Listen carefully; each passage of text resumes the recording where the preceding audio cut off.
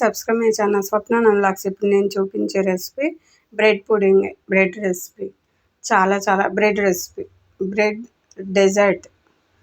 4 పీసెస్ల బ్రెడ్ని తీసుకొని సైడ్లు పక్కన ఉన్న భాగాలు తీసేసి ఇలా 4 ముక్కల్లాగా చేసుకొని ఇలా ఒక గిన్నెలోకి పక్కన పెట్టుకున్నాను. తర్వాత దాన్ని మునిగే వరకు పాలు పోసుకున్నాను. 1 గ్లాస్ పాలు అయితే సరిపోతున్నాయి.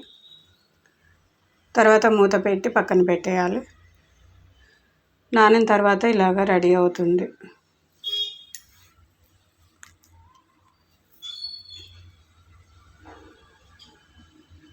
తర్వాత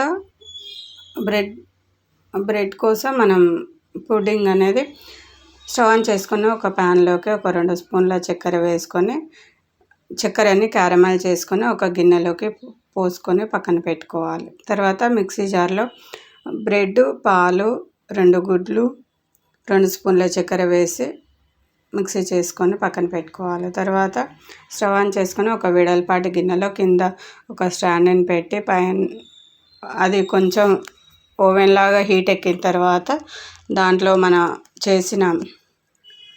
గిన్నెలో మనం చేసిన బ్యాటర్ని వేసుకుంటే ఇలా రెడీ అవుతుంది బ్రెడ్ పుడింగ్. చాలా టేస్టీగా ఉంటుంది.